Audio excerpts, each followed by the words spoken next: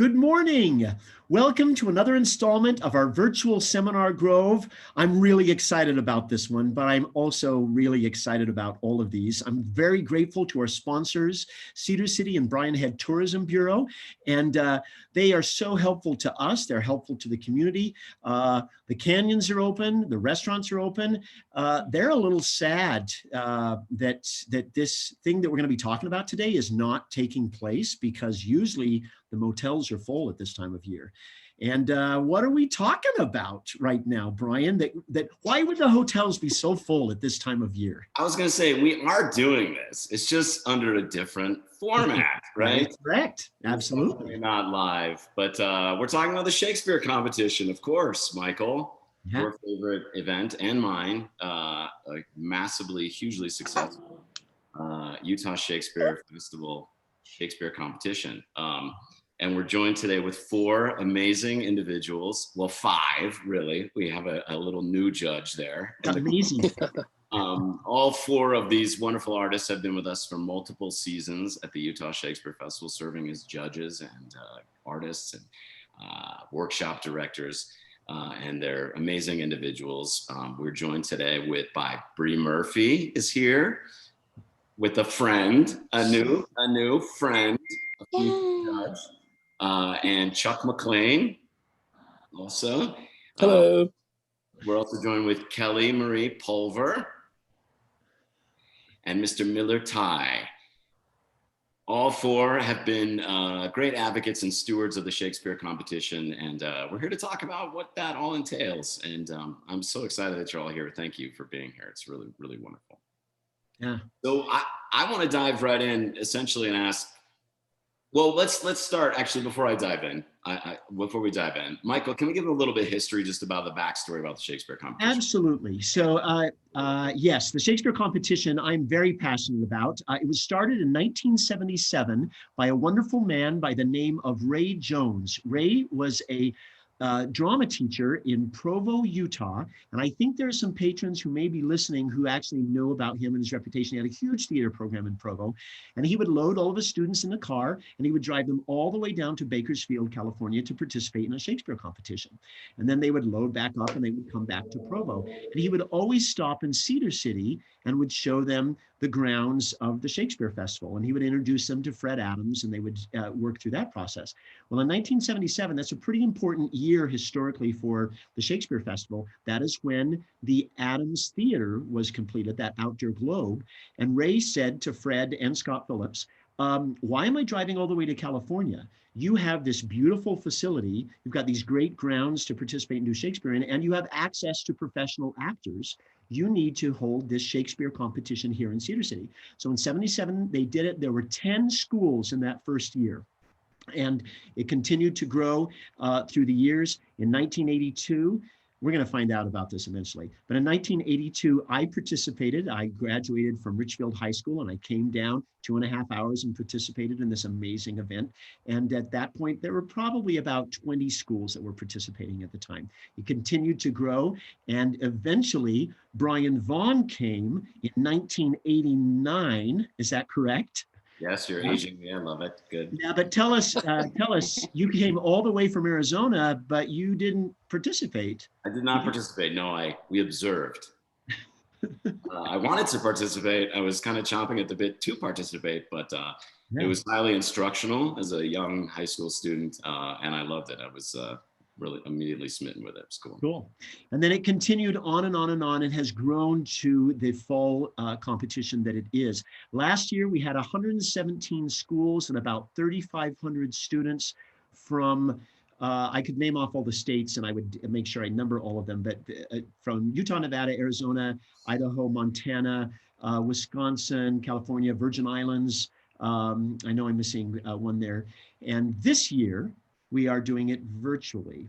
But I'd like to hear about your connections. Kelly, you have judged the competition for how many years? I started judging in 2011, so this will be my 10th year. 10th year judging. Judging.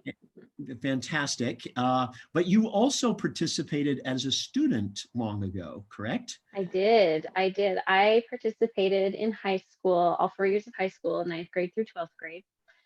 And each year our school did the monos and duos and then an ensemble scene as well. And then my senior year is when the competition started their dance ensemble competition. Oh, so my wow. senior year was the first year that they did the dance competition, and we did that as well. So Did you participate in the dance competition too? I did participate in the dance competition. Wow. Well, I think that's a nice segue. So a lot of times people think it's just, a Shakespeare competition. It's not just that. It's an acting competition, but it also has dance pieces based on the works of Shakespeare. It also has tech Olympics, where they will compete in varying categories in the technical world. There's also a music competition, madrigals and minstrel numbers that sing and participate as well. And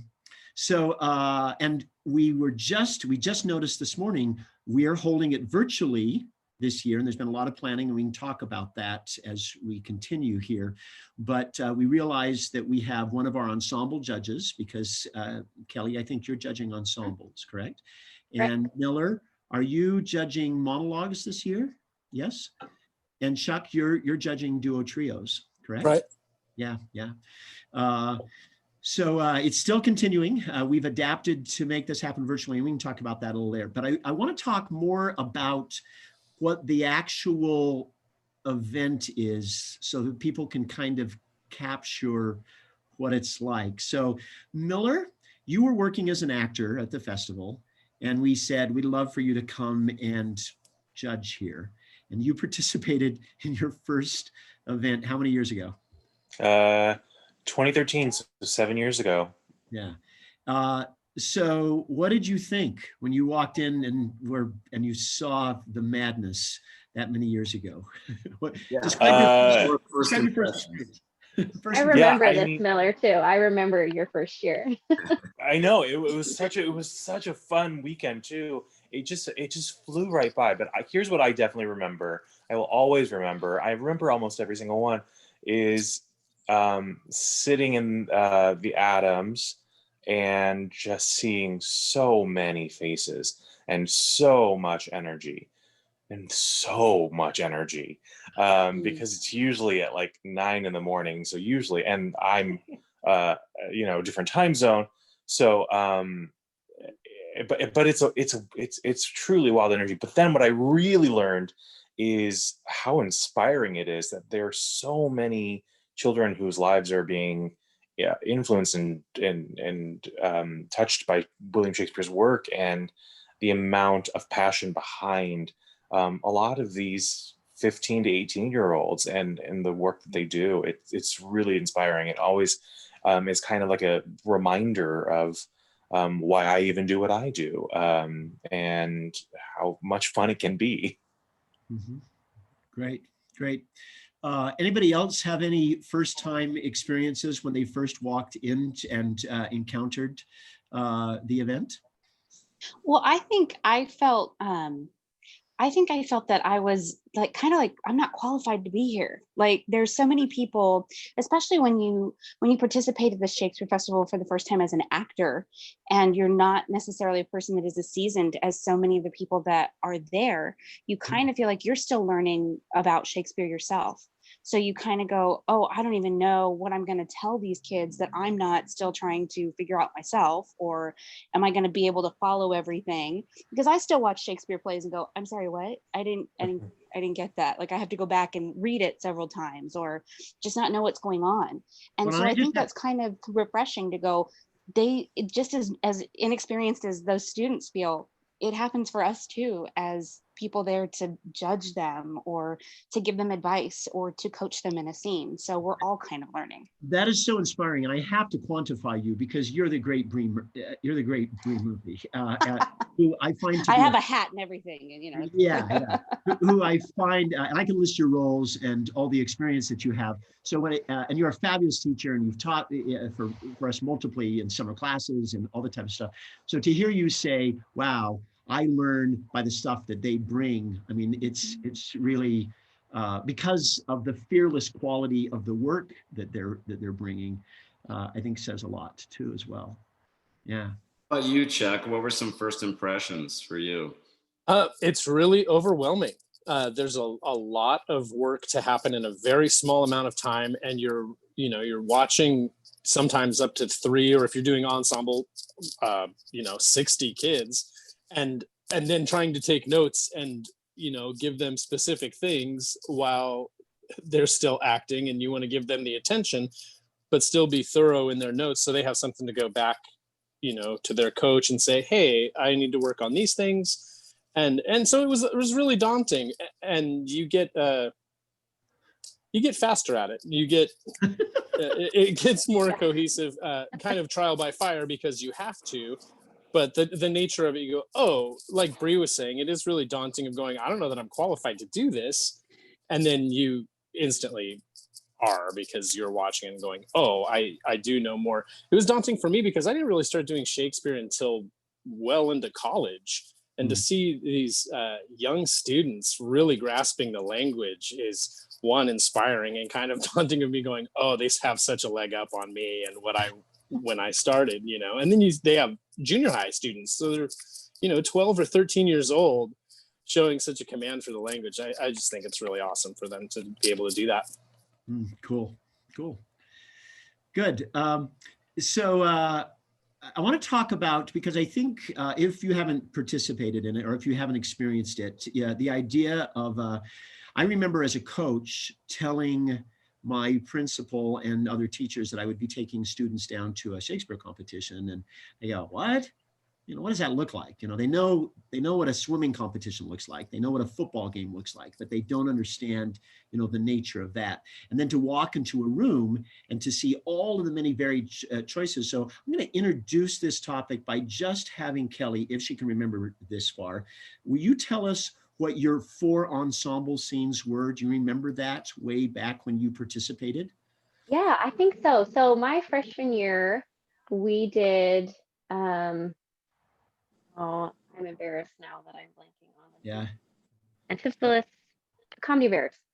Okay.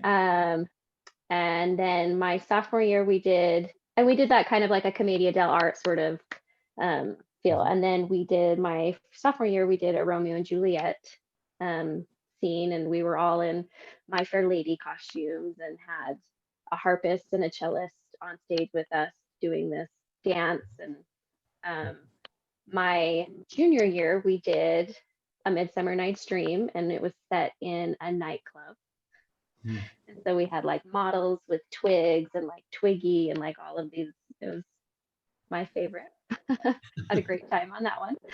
And then my senior year, our ensemble scene was King Lear. And we had a lot of international students at my school. And so we did like a kabuki theme for our King Lear scene, which was really cool. I do think it's interesting that the facility with Shakespeare's language, again, once the kids can do Shakespeare, they can do anything, and it prepares them for taking Shakespeare to multiple different levels. I'm just going to throw this question out if you can remember any of those, but that's what strikes me, is being able to see Shakespeare performed and those words performed so many different ways. So are there any memories of outstanding scenes that you have seen where you go, wow, I will never see that anywhere else? That this is something that I have seen anywhere else. And Miller, I see you're nodding your head. And I don't know if you have a specific, or if there's anything that you want to say about that. Anything? I can't remember if it was 2013 or 2015, but there's always a school. Well, there's usually always a school that is primarily a deaf school. And I will never forget their Witches of McBee. It was, I can actually almost picture like the entire thing. It was just, it really like got to the core of you, and in some ways just they communicated language in a very specific way that everyone could absolutely understand. And then there were still students that were speaking and could hear. And so watching them work together harmoniously, and on top of that, creating these like really great stage pictures, it was just, I mean, that was definitely, I think that's why I don't remember which season it was, but I definitely remember being like, wow, this is Cool. something I definitely wouldn't see anywhere else. Good. Other highlights? I remember one that I saw in, I think it was 2015, I think, but it was a school that did, it was another McBee. So it's kind of funny that seems to be the one that people do a lot of different things with. Maybe it inspires, I don't know, just taking it in a different direction, but they did it as Hogwarts. So they did it in a Harry Potter style. I think And I I told saw that them, one. it was so cool, right? I mean, Yes, they even yes. had like the Snape guy, I think that's his name. Don't know Harry Potter, but I think the Snape guy had a snake, like a live snake on stage, which was just crazy to me. And the snake was just like, you know, like a baby, like just like, cool, I'm here. Hanging out. It's my person. I love it. And it was super cool because it was such a stylized thing, right? So I heard, oh, it's Harry Potter style. Then I was like, okay, great. I don't know Harry Potter, not really my bag. I'm like, oh, okay, we're gonna just get bogged down in concept. Like that can happen in Shakespeare plays with professionals as well, that you just go, it's so heavily concept that you just go, I don't hear the words. I'm just, you know, all the spectacle that's happening. But those kids delivered the language so beautifully and so succinctly into who those characters were within Hogwarts and within Macbeth that I was kind of like, I was stunned. And I went, I told them, I was like, you know, you guys, I kind of counted you out from the time you started because it was so out of my realm. I wouldn't know what you were doing. Mm-hmm. And I was drawn in completely by the end and just in their storytelling. So it was really cool. I thought that was pretty neat. Cool. Others? Anybody else? Yeah. Cool. Yeah, I have one. I will never forget this young actor, and they must have been 4'9". I mean, like just like a little pumpkin, you know, and as cute as can be. Do a Mark Antony in Caesar that was like he was pulling the power from the earth out during the rise up and mutiny section of the you know, it was unbelievable. It was literally like the entire Adams Theater, and it was a showcase. You know, he got selected to be showcased, which is they go out of the round and then they do a showcase of all these really great pieces that a lot of people have admired, and then they do a showcase. And at the showcase, it was like this stopper just completely stopped everybody in their tracks because it was so unassuming to see this little young actor harnessing so much power and strength in the part. It was really, really cool. That's my memory. I don't know. I remember that year, and I remember you telling me about it. I was running from one event to another, you know, running the thing. And I ran out to the Adams and I looked into the Adams. So the Adams Theater completely full. You know, the auditorium completely full, Ingolstadt, you know, completely full. But yeah, this was before the Ingolstadt was built, the memory you're talking about. And here's this 13-year-old in the middle of this crowd. Yeah. And you know, you got 700 kids, probably more like 800 kids, don't tell the fire marshal, crammed in there, watching this scene. And again, that it's just kind of the power of that event. Well, there's so many memories like that. That's what's so cool about it. You know, I mean, it's really, and it gets down to a question that I want to ask each of you is, you know, you usually serve as what we call judges, but we also term it as an adjudicator because it's so hard to whittle them down to a top 3, you know, and first off, what are the things you look for, each of you, when you're watching people? What are the ones that stick out that make you, you know, put at the top of the pile? Let's start there. What are the things each of you look for in the work? Well, I would think understanding of the text first and foremost. If they understand the text, that's what we're looking for. And then a lot of kids, they have these great concepts, like, some of us have mentioned some of the concepts of, Harry Potter, or, I saw a Titus one time that was like a circus, and it's just so cool to see this innovative stuff coming, and imaginative ideas coming from these young students, that not only do they have a command of the language, they're motivating their movement, they have a concept of what story they want to tell. And I think that cohesion is a lot of what I look for in that. And I think that's what I look for. Cool. I look for, Yeah. Oh, go ahead. No, go ahead, Kelly. I was just going to ask someone else. Just on top of, all of those things, text, understanding, communication. But one of the things that I look for is like a groundness, or like a power in their stillness, because I feel like there is, especially at like a younger age, there's so many things that can be uncomfortable about Shakespeare.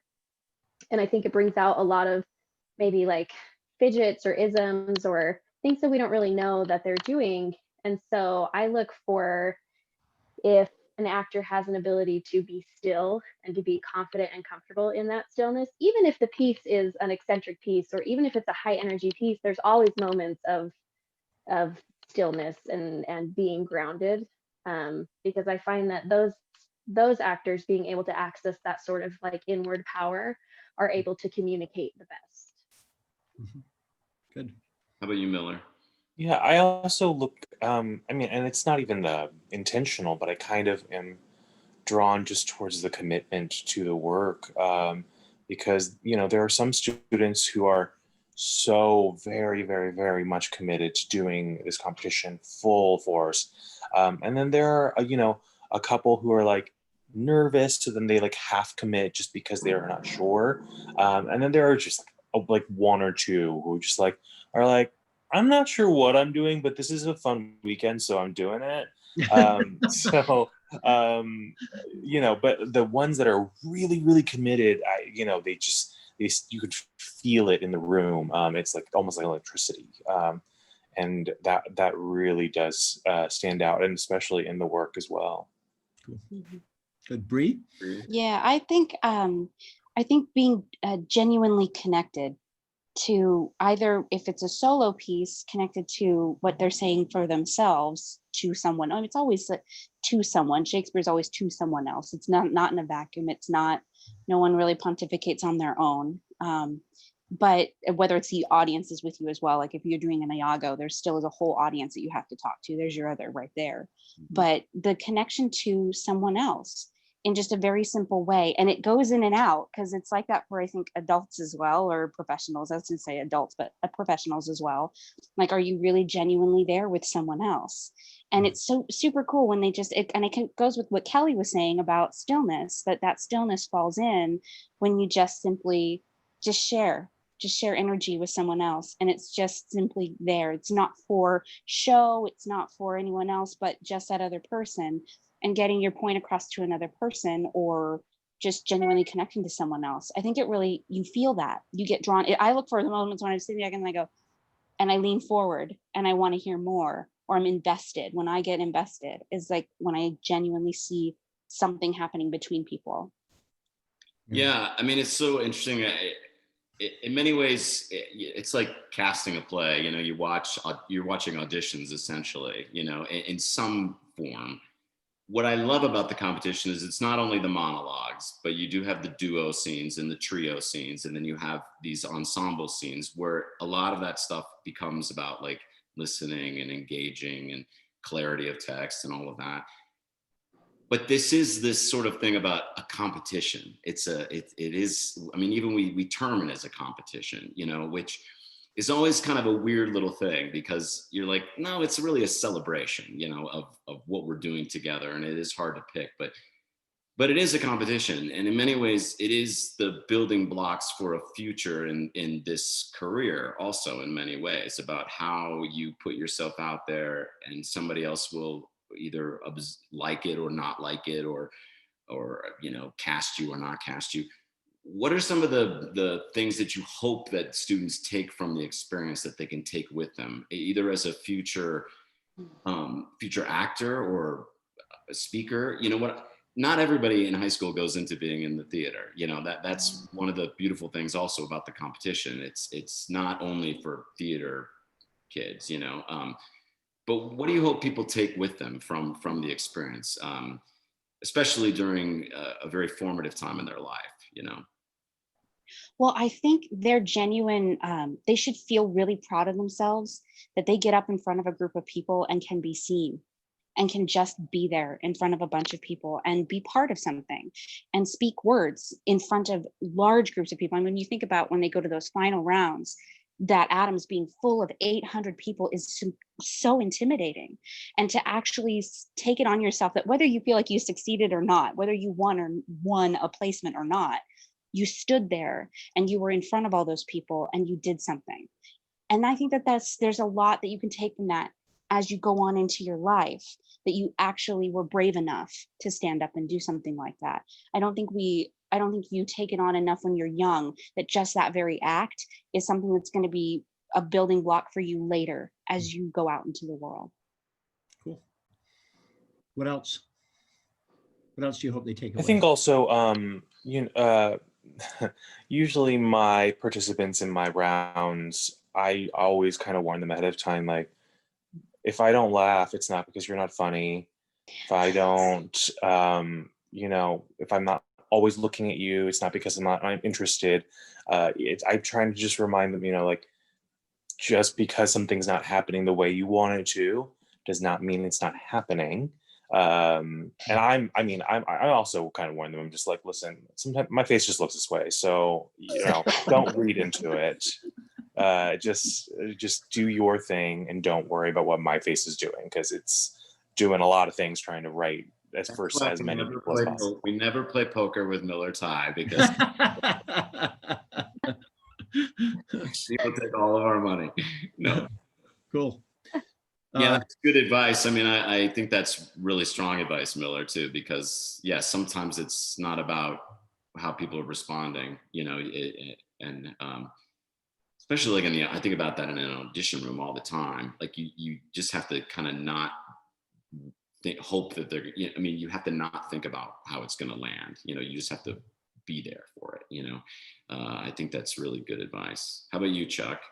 Yeah, I think, the living in the moment is such a great lesson for them. Like Bree was saying, they're very brave to get up there and do that, and to shuffle everything else away and focus in on the task at hand and telling the story and, elevating it, I guess, above the competition and going, we're here to tell this story more than we are here to, win awards, or, there's a camaraderie of listening to each other. We definitely do that in everyday life. It's not just Shakespeare. It is brave to get in front of your your classmates or your workmates and in a Zoom meeting for everyone in the world and go, here's what I think of things. There's a confidence that is instilled for Shakespeare, this competition, that I think is so cool for them at such a young age.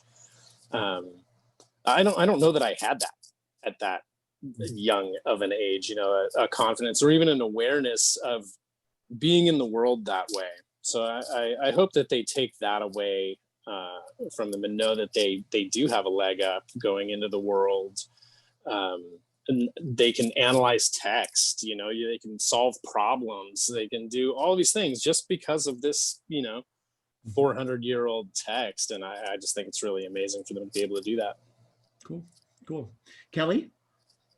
Yeah, I hope I can articulate this well enough. But I think that in general, like the study, acting and theater is the study of people, right? It's the study of relationships, and it's kind of like psychology. You're just learning about other people and who they are and how they react. And I think Shakespeare, in addition to what everyone else has said, Shakespeare kind of gives a unique avenue, because you're working with text and characters and morals and relationships that are so to high school students, I feel like are so foreign, because they haven't lived life yet, right? Like the more you live life, the more experience you gain. But at that age, they're so limited on what they've experienced because they've only been around for 15 years. And I think the ability to really dive into Shakespeare and to learn how to understand words that they don't use every day, and learn how to understand relationships that maybe they haven't quite experienced yet, will help them know how to better connect with people in their adult lives who maybe aren't like them, who don't think like them, who don't understand the things that they do. So to me, it's really, I hope that it's a life skill of empathy and compassion and connection that goes far beyond the stage. Wonderful. Yeah. I'd encourage you online. There's a fabulous conversation going online right now, which we can't see, but people are telling us what's happening. And in that conversation, there's so many people talking about how much they love the competition, how important it was to them and what they enjoyed that way. If any of you have any questions, feel free to posit those questions and we'll put them to our panel. I want to ask this. I feel very, very fortunate every year to be able to invite 50 to 60 artists from all across the nation to come to Cedar City to go into the rooms and to work with these students. And as a teacher, I would do all that I could to prepare my students for this experience. And then they would go up, and then I was really excited to see what I'm going to call my peers would evaluation of the work. And I learned so much. What we just heard in the last 15 minutes was, for me, a masterclass in what's important. I mean, every single one of you, we create a ballot where we ask about voice and motivation and that fancy word presence and text and operative words. But every single one of you all articulated, it tried to quantify this strange things we call acting. And I have frequently just sat and listened to adjudication. And I went, oh, wow. Yeah, well said. Oh, yeah, I never thought of saying it that way. That's fantastic. So for me, it was always wonderful hearing from the practitioners, the artists, a way of articulating something that I had also tried to articulate, but found a different way of doing it. And I know you guys enjoy association every year. We get done, we give you some pizza, you hang out in the evening, you talk about the work you're seeing, all the type of stuff, and then you don't see each other for another year. But you've also get to sit with other judges, and you'll hear one judge say it, and then another judge will talk, and another judge will talk, and you get to learn from each other. So please explain for me what that's like, sitting with other artists and having them articulate about the work and you hearing and learning from them. I feel, usually I just feel like, oh yeah, that's really dumb of me that I didn't think about that. Because sometimes I'm just like, that was so obviously in my face and I had no idea. But at the same time, it's like so much is happening at so many times that you're just like trying to make sure you're even just staying present, not thinking about something that just happened 2 seconds ago, or it's really fun. I still remember like my first time judging. I think it was with Kelly, and we were just we were going through our day and just being like, yeah, I had a Hermione that was just great, and she's like, oh my god, I think I had the same, that was a made up one, but it was like, I think I had the same Hermione, or just like a an Isabella that just like blew me away, just being able to talk about that. And then there were like even also talking about like some of the kids that that struggled a little bit more, and we talk about that a little bit, just and just seeing how we perceive them individually, because at the end of the day, it is all very subjective, because we are all different people. Yeah, I'm glad you bring that up. And so I'm going to let the others answer this, but that for me is the other helpful thing. I go, wow, I do not know what I'm going to say to help this scene. And then somebody will go and I go, oh, what a beautiful entry point. Thank you. So the marketplace of ideas that humanity that you're surrounded with allows you to talk about things and articulate things that you don't necessarily get a chance to talk about and gain authority from other people. So good. Chuck, Kelly, Bree, anything else on that?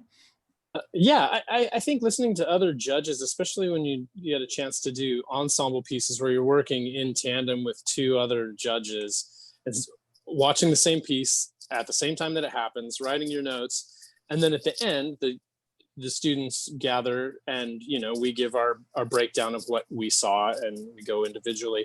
And I think I've learned so much more finesse listening to other judges and how they approach students, and I learn from that in a way that I go, oh, right. I'm constantly, you know, telling students, you know, in this beat, it can be more specific. You can be more, and then I feel like I failed them by not being specific enough in notes. And then I hear someone, you know, one of my colleagues be super eloquent and it just rolls off the tongue and it's supportive. And I go, oh, yeah, yes, what they said.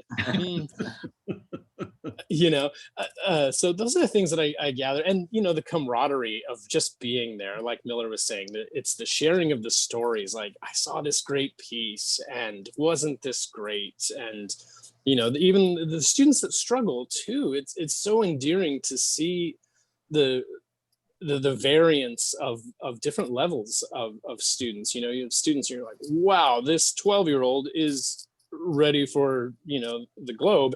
And then you see a 17-year-old just starting out, and it's just as awesome because they're both up there doing the best they can at the given time, you know.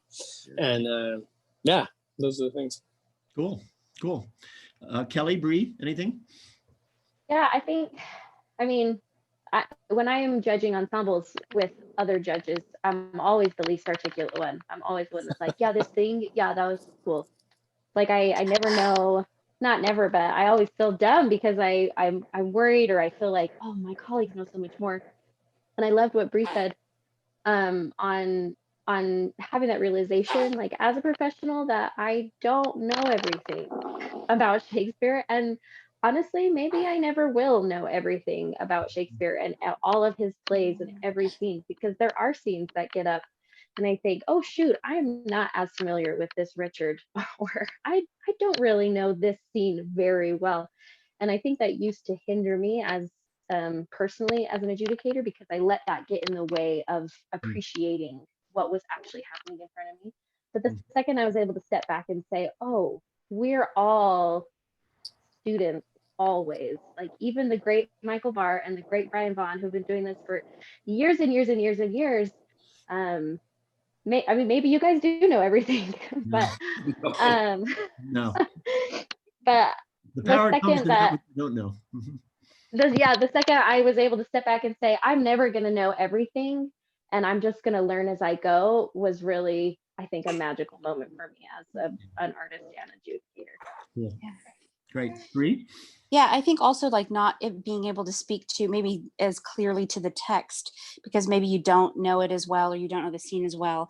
It's really neat when you're with a group of people, especially those ensemble ones, when you have several other people there with you that do know it, and they incite something to you within the scene that you didn't see, but they can acknowledge that it happened for those kids who have been in that scene working it over and over and over again. It's so personal to them and they know the story so well. It's great when that work can be highlighted by someone who does know it from the inside and does know those texts. Because I can speak to, you know, are they communicating? Are they articulate? Are they all those things? But maybe I don't know the scene as intimately. So it's really neat when someone can acknowledge something that's happened within the scene that they saw, that they know is either a trap within the scene or is something that is often glossed over, that they go, you actually found that within this scene. And I think that's cool. So it's kind of neat that you can feel like you're supported by other people that know it from the inside and can highlight the work in a different way than you can. Cool. Yeah, I mean, I think it's so wonderful that, and most of you have expressed this thing, that we're all stewards of the work. We're all learning every moment, you know, all the time. And I mean, I love the fact that some people might be sitting judging, might not have as much experience with Shakespeare. because their insight is going to be different than someone that does. And sometimes that's actually more pointed than the person who actually might have more experience, you know? It's so great. I mean, Miller, you mentioned this idea about it being a subjective form, and it is. I mean, it really is. It's like things resonate differently with different people all the time. And I mean, that's what one of the things I really love about the collection of people that are usually adjudicating. More often than not, everybody has had a moment where they have a brain, you know, light bulb go off by hearing somebody else articulate something that they hadn't even seen, you know, and that to me is really rewarding too, because I think the students get it, but it's really refreshing also to know the professionals and the adjudicators are getting that same experience too, because we're all doing that all the time, you know. I hope, you know, that without it, we're not really progressing, you know. And I think that's good for young people to know too, that sometimes we don't know it all either, you know. And I also, Chuck, you mentioned this too, which sometimes, you know, like sometimes people miss their line or they mess up or someone will whisper their line to them in the scene and or they'll stop. And I love those moments because I'm not saying I want those moments all the time, but I love them because they're so human. Everybody has been in a situation where they forgot a line, they didn't have a prop, they missed where they are, they're in a different location from where they were in the previous round. I mean, there's so many little things that can take them out of their headspace. And to see how people Adjust within that and adjust, I find so beautiful because it's again about the immediacy of now, people living in the moment right then and how they're adapting and making it work for them.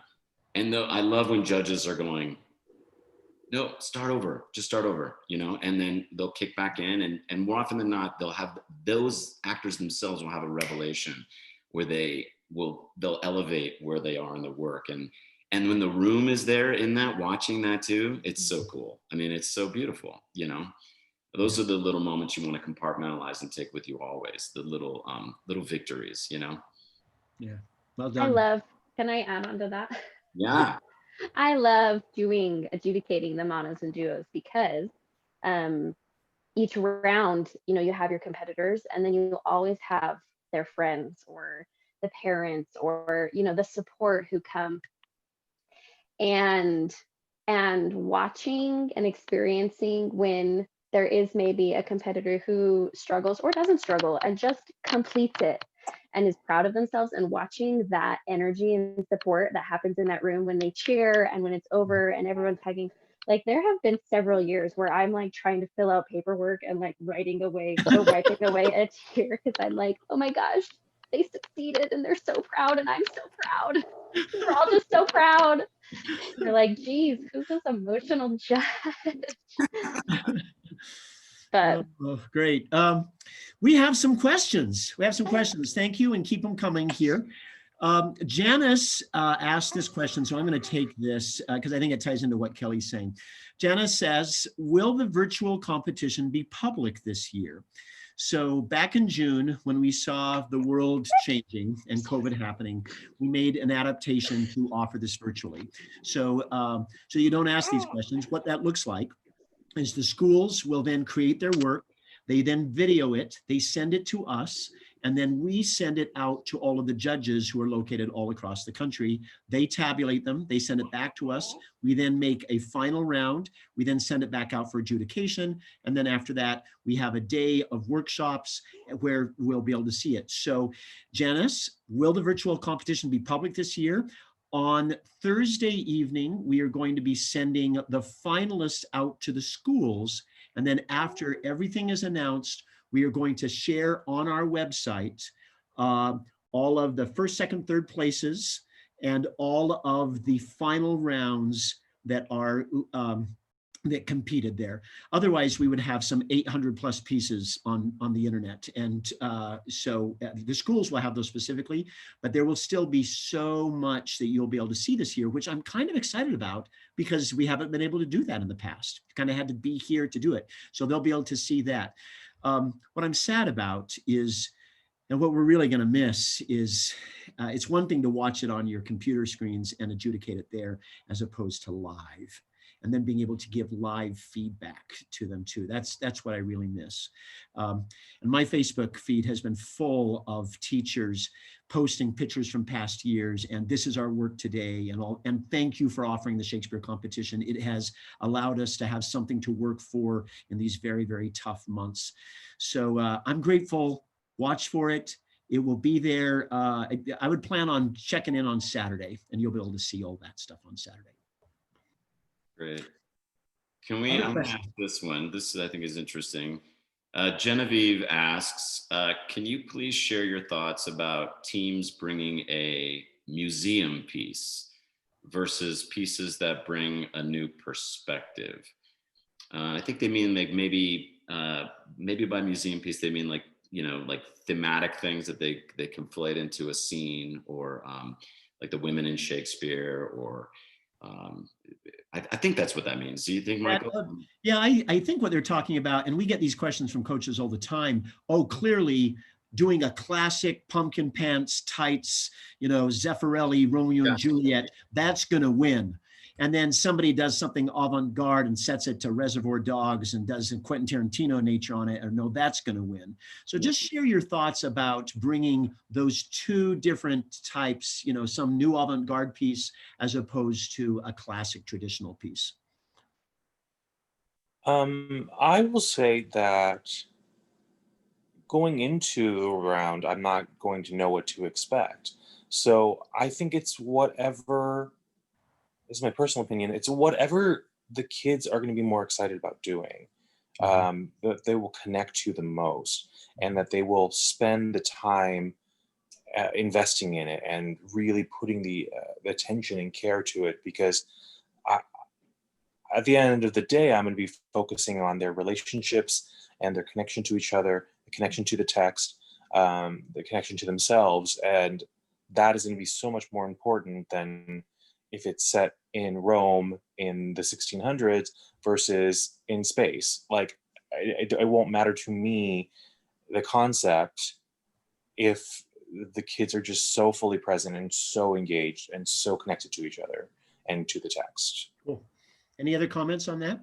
I'm with Miller on that one a lot, because I say that it's, I talked about that, the Harry Potter theme one that I saw that I was like, this is so cool. But what actually made it work so much was not that it was that concept, but it was that it kept those performers connected to the material for themselves. It came from a real place for themselves. As long as you don't get so lost in like trying to portray an idea, as opposed to actually understanding what you're saying and just simply being communicative to someone else or being excited about presenting an idea, that's more important than it is that it has to be super heightened, because a lot of times that can be a real challenge, because you're trying to also then be somebody you're not, as opposed to just being in it.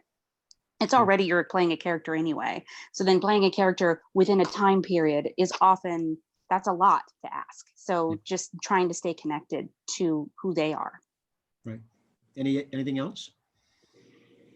No? Cool. There's a question from Richie. Theater is so subjective. How should teachers and students prepare pieces not knowing what the judges are going to connect to? I think it's similar. Oh, sorry, Chuck. Go ahead, please.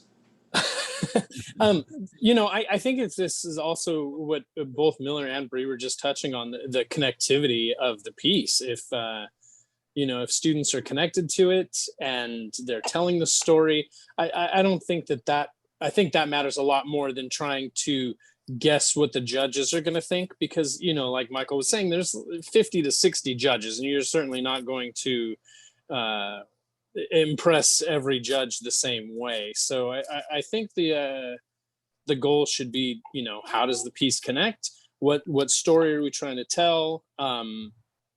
Concepts are great, but again, they can overwhelm the piece if they're kind of out there and the connectivity is not there. Cool. I'm going to give an insider tip. The number one thing to avoid are live animals like snakes and weapons, because I don't know any adjudicators who do not get just a little bit nervous, even if we see a fake knife, which I understand it can be very useful to have, but I every time I see a fake knife pulled out, I do just get a little tense and nervous, and then it's really hard to focus on judging alone. But yeah, but otherwise, I mean, it's all fair game. Just bring creativity and passion to it, and we will receive as we can. Cool. Anything else? No? Well, I think also like what Miller was saying too. I love that he said that, because it's the same thing with combat of any kind. We all kind of go, they're going to do this scene. There's a lot of, oh, what's it going to be? They're going to jump on each other. I don't know. They're going to punch each other. And all that stuff is great. And I think you should totally tackle combat. It's really freaking cool. And it's really great. It's really great to do in a scene as an actor. I mean, it's takes you to someplace else. It asks you to do more of yourself, but put as much effort and time into making sure that that is safe and that you are genuinely with each other on that, so that we don't go, we're suddenly focusing on the fact that like you're not standing on both feet and I can't stop looking at that because I'm worried you're going to fall over. So I worry in some of those scenes. Don't make us worry. There we go. How about that? Just do it so that we're a little bit more comfortable and can pay attention to being off guard by what you're going to do with your language and what you're going to do with your connection to each other. Not necessarily, are you going to just fall off the stage? As Cool. exciting as that might be, it's all I can think about for the whole scene. Good. Yeah, that's definitely, I think, good advice. I mean, everybody's been in that situation where you're like white knuckling, watching them, perform, hoping that everybody's gonna be okay. Do you bite your thumb at me, sir? I bite, and then all of a sudden there's a fight, and I've seen swords break, and you get nervous for people. And the kids, of course, they're so amped up and excited. Their endurance and energy level is through the roof. So those moments, you do want to be safe and in control. You can see when people aren't in control. Cool. Brian, Brian, sorry, Michael, I'm just going to real fast before we leave that topic.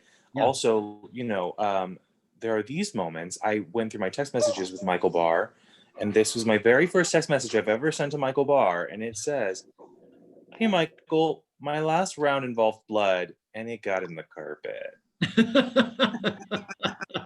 Oh my God. Yep. That's what I was focused on. No, this is true. Sometime I could tell you about all the beautiful things that happen. Actually, I was going to look for the editorial cartoon that they drew up in the newspaper, and the newspaper at the university did an editorial cartoon, and it has this long line of buses leading over mountains to Cedar City, and then there's an atomic bomb cloud going over and then driving away. And they said, "What's this? What happened?" And they said, "Oh, Shakespeare competition," because whenever you bring that many kids all amped up at to one place, that stuff happens. So yeah, it's not the first time. I don't know what my response was. I said, "Great, thanks." Yeah, you're just like, just tell them to clean it up. Yeah, tell them to clean it up, and we'll deal with that on Monday. We'll take care of the blood on Monday.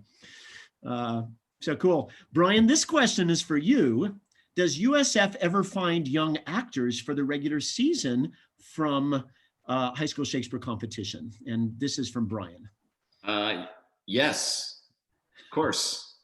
I think, and we're always looking. That's the thing. I think if you're not looking, you're sort of numb to all the stuff that's happening. And I can name multiple stories of people who've competed in the Shakespeare competition who've then worked at USF. And I won't name them because I don't want them to be on the spot, but there are many. And not only actors, some directors who have competed in the Shakespeare competition have gone on to direct at the festival. So, and perform, and technicians also. It's not only performers. We have a Tech Olympics, which is a whole other category, which we haven't really touched on too much. Then that's the tech side of things, where that's also a sort of a competition that is completely unique in itself, as well as the dance competition. It's really interesting how the competition has evolved and expanded out from just acting. and that element of things.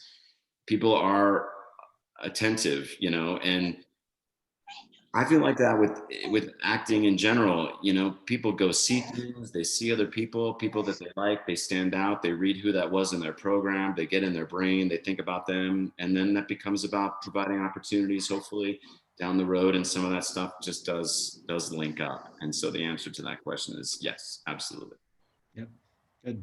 I'm glad you celebrated Tech Olympics too, because a lot of times they're so busy adjudicating, they don't get a chance to see what that looks like. But imagine walking into a large multi-purpose room that is crammed with students, and someone is working on trying to aim and focus a light. There's another station where they're trying to make a sound level. Other one is measuring a board and cutting. Somebody else is doing costumes. Another one is doing stage management. Another one is prop. Another one's doing hair and makeup. And then after they work there for a number of minutes, they then rotate to the next station and rotate to the next station. And the technicians of Southern Utah University and the Utah Shakespeare Festival are here coaching these upcoming technicians on how to improve their craft too as well. So there's that education that's happening all around. And I just had an epiphany as you were telling about, Kelly was talking about tears. I remember Fred Adams walking over into the music building, and he came over and he grabbed me and he said, "Are you aware of what's happening over there? The adjudications they're getting over there are master classes." He says, "I was weeping at the comments that these professors were making." You can imagine Fred weeping. And that he's just moved by this music adjudication. So it's really quite magic there. I have a question from Lance. Lance says, do you think there are examples of plot monologues being more effective than character monologues, or should plot monologues never be done? And I know what he's asking there. Do you understand what he's, in other words, sometimes a monologue will tell a story, as you kind of tell that story, and it's driven by a plot, kind of a story thing. And then there are others that are more of essence and character, which is, again, I think I know how you're going to answer this one, but what would you say, which is more effective, a plot or in others? And I'm going back to your acting basics. We're sometimes told in auditions, when you do it for an audition, do a monologue like this. I think that might be what he's getting at. What do you think? I mean, it's an answer that we've already given that I'm about to say, but I do feel, again, it's more what you can connect to, in my opinion. And usually, not always, it's easier to connect to something that is connected to somebody else. And so usually the thing about story pieces is that it's a lot of exposition. And some of the finest actors in the world struggle with giving exposition. But, I think if you're up to the task, then just really dive in and go for it. And if the work is done well and the passion is there, and we will recognize that. So I think I always understand why people are like, well, would you do this, not that? Because I'm that person too. It's just like, is it easier to just stay safe, or like, I don't want to be doxxed? But I think there is reward in taking that risk. The risk reward, that quote. Higher risk, higher reward. Is that what it is? Mm-hmm. Go big, go home. Yep. Sure. Yeah. So like, if you're willing to do it, then absolutely do it and just go for it. And and if you swung and you missed, it's okay too. But I don't think it's a steadfast rule. I understand why it could be perceived that way, but I don't think it's especially in a competition where we're just going just to watch these kids and their passion. So. Yeah. Anybody else want to add to that, or is that good? My personal preference for me as an actor is a character monologue. And I think personally as an adjudicator, and again, it's not, you didn't do a character monologue, so you're going to get docked. But I think the skills that can be taught by really diving into a more character driven monologue as opposed to telling a story. I think for Mhm. me, at a high school age, I really value the opportunity to um, let students go on that journey. So my preference is character monologue, but as Miller said, Yeah. it's not a make or break. It's just you do what you connect to and you learn new Yeah. things either way. Cool. Well, and also like insider tip, like Miller likes to give, it kind of does a great thing if you can piece a monologue out of more of a scene. Like the best monologues do not come from your monologue books. I mean, you can start there to get an idea, but don't look for just these big 14 line chunks or these big 20 line chunks. Look at maybe something that's broken up into maybe 6 to 8 lines. Can you take that other character's lines out and continue where you're going with keeping the scansion? You know, how do you piece it together? And then I also give you a whole lot of credit for finding that and for being able to know how to connect those, or use your, you know, obviously use your teachers, use your people that are there to help you through that. But I also love a good story. So if you're going to Henry Five chorus me, like Henry Five chorus me and really tell me the story, because I love those too. If I can, you know, that now entertain conjecture of a time, if you really ask me to do that, I'm in it. I'm ready. I'll lean forward. Tell me that story if you're really going to do it. Make it super engaging. Use me there as your audience. Mhm. But it's a lot harder. It's a lot harder to try to do that. Cool. Great. Um, Yeah, it and is then- always like their point of view has to be stronger in many ways when you're delivering an exposition. You have to have a point of view. Who are you talking to? Why are you giving the exposition in that moment? What do you want by giving the exposition? You know, those are great answers, I think, too, because I do think the more active it is usually better, because of the argumentative nature of the text. But there are those characters who come in, they give exposition, they give plot, and they are hard to sort of land a lot of times. But as you say, if you can do it well and do it with the point of view and make it engaging, sometimes that will, stand out. Yeah, well done. We are, like always, at time, we're going to engage you a little bit longer and then we'll let you go because we got one more question. And this is a fun question to end with. From Kathy Joe, are there any monologues you hear over and over again and you get tired of seeing?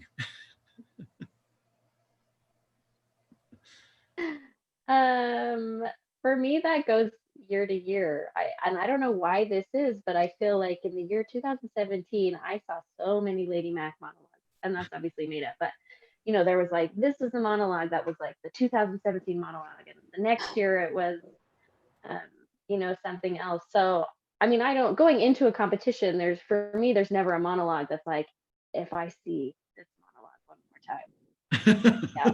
Like it's never like that because usually each actor brings something totally unique and different to that monologue. So for me, there's not really ever going into a competition, there's never something that I'm like, I don't ever want to see that. And as an adjudicator, I always have a notebook with me and I write down monologues that maybe I've forgotten about that students have done, or a piece that I'm like, man, I really should revisit that. That was phenomenal. I've never thought about it that way. And I want to study that in my own. So, I mean, for me, it just goes year to year. There seems to be a trend, but there's never something that's like, don't ever do that again. Cool. It is really funny because I do feel like it's like all of the pieces are kind of like on a wheel, and I do feel like it's just like every year the wheel just keeps moving around. So it's like one year, it never like explains itself why, but it'll just be like one year it's like a lot of shrew monologues and a lot of I mean, I think there's usually always a lot of midsummer, and but I think there was one year where I just saw like a bunch of Winter's Tale, and I was just like, was there a movie out recently or what? How did people find Winter's Tale this year? But I never, because the reason why it's not just a couple of students doing it, it's like, all the students are doing all these pieces. So, and I don't think, I could be wrong, I don't know what goes on the inside. I don't believe that Michael and the genius team that does scheduling is like, we're going to specifically give Miller every Richard II this year. I don't think that happens. So I do feel that that it just kind of, it just happens. Like, yeah, it's like trends, but I think this could be just complete conjecture, but I do kind of feel like the schools might just be like, okay, well, we saw a lot of this last year, so we shouldn't do that this year. And then that brings down those pieces. But then the next year, they're like, well, the schools didn't do that, so we should go back to it. So I do feel like it just kind of teeter-totters a little bit.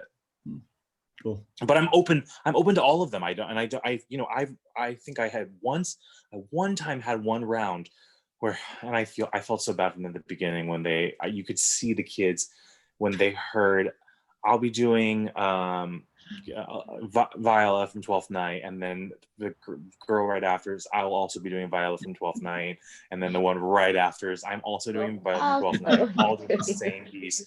But you know, all wore the same. Yeah, but they're not the same, and I view them all very individually and uniquely. But you could hear them just being like, oh my God, we're all doing the same piece. Yeah. Wow. Well, with her, what means this lady?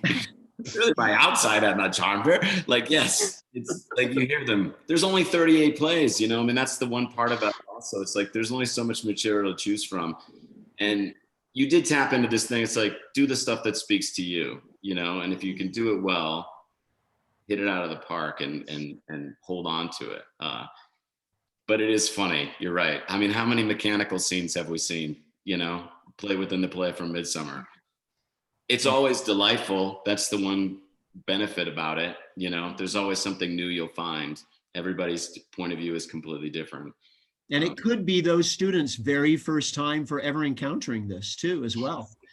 So I also say, I say gender flip anytime you can, especially ladies. We have a real hard time. There's only so many written for us, and with so many ideas that are women's ideas that you may not connect to, that you may go. There was a young woman who played Richard III in the Henry VI season recently at Utah Shakes that blew my mind with how amazing she was. She's an amazing actress anyway, but it was the way she connected to the ideas was she connects to that material in that way. Mm-hmm. And that's really cool. So always go with connection, go with something that you go, you know what, it's Richard III, but I know how that person feels. I feel this way about myself, and find how you feel within the piece. Give me that. Give me your perspective on that. So I always say, ladies, gender flip it, because now we're all, you know, it's all, make it an even playing field, and give me your ideas on it. Bree, can you introduce our fifth judge here today? Who's up and down and up and down. So this is Maisie. This is our new one. Daddy is there in the bottom over there, Chuck. But this is our new little girl. She got here the 24th of July. So she's a quarantine baby. Children of the quarn, as we say. She's absorbing all of her Shakespeare techniques. She's going to come out. Oh, yeah. The next Judi Dench right there. Absolutely. She's already, you know, dramatic in her turban. So here we go. She's ready. I want to thank you. Brian, before I do closure here, do you want to, you have any last words for us? No, thank you. I mean, all of your input and perspective on this is so imperative, I think, to furthering people within this craft. And it's so generous of you to take the time. And what I loved right when we started out of the gate is we started talking about the Shakespeare competition, and everybody was smiling. And it's like, the competition brings such joy to so many people. And it's really great to see all of your advocacy for its growth and its continuation, and your input in the process. It's really, really wonderful. And I know the students have gleaned so much from it, because here we are so many years later, and we're still doing it, and it's still impacting people's lives. And it's a really special thing. So I'm really grateful for each of you taking the time and giving us some insight. Thank you. Yeah. Thank you. Thank you very much. And as you can tell, patrons who are watching, very highly skilled actors, but it's their humanity. I mean, their humanity. It's the way they humanely connect with those students that I think is that unmeasurable gift, that huge gift that is just so marvelous. So thank you very, very much. I want to tell you we're very, very excited for next week. Next week we have, we're calling it Setting the Scene. We have these really amazing artisans who help with the scenic, the paints, and the props. And you're going to be hearing about that next week, Thursday, 11 o'clock. Join us. It's going to be really, really fantastic. And they're people who you have not necessarily heard us speak to before. I know them, Brian knows them, but this is going to be a celebration of some really, really great people. So please come for next week and we'll see you there. And also, I want to encourage you, thank you for the question, after Friday at 6 o'clock, when we have the award ceremony, go to our website, go to Shakespeare Competition, and you'll be able to, at 7 o'clock, be able to watch many of the pieces that we're talking about that and celebrate that as well. You can find all of these on our Facebook page and also on bahr.org down at the bottom of the page, virtual seminar. You can click on that. And we are grateful for Cedar City Tourism and Bryan Head Tourism Bureaus for making this possible. Thank you very, very much. And a huge shout out to all the adjudicators that we have had for years and years and years and years and years. It's been really wonderful and the impact has been massive. So thank you so much. Yeah, it's and that they are Legion. That group is Legion. Just this year we have 50. I'm grateful that we were able to get this group together for this, but just last, when was that, guys? Tuesday? When we got 30 or 40 of them together. Tuesday. And it was my most favorite Zoom that we've done in this world of Zoom, getting all that group together. So yeah, thank you, Brian. We're grateful for all of them. So bless you. Thank you very, very much. And we are done.